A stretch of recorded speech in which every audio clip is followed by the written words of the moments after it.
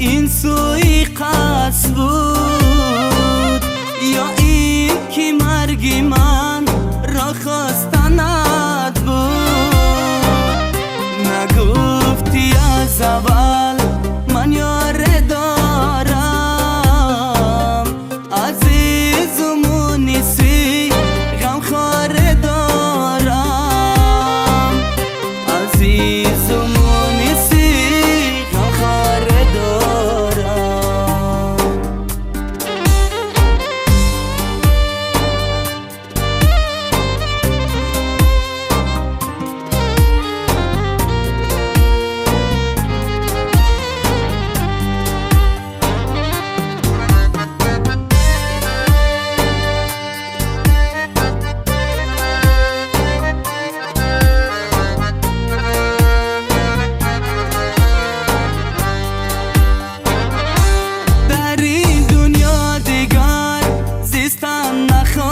نخواهم حتی دیگر تو را دیدن نخواهم.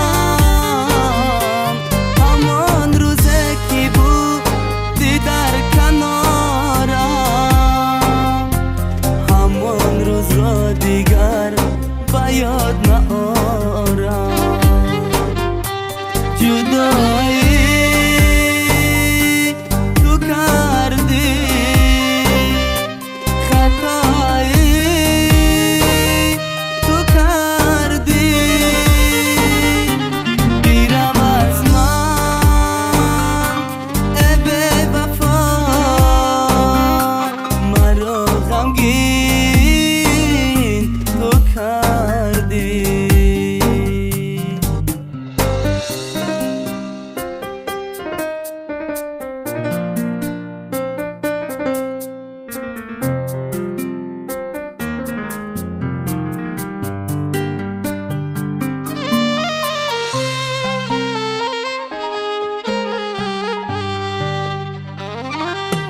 رفتی از برم پروا نکردی،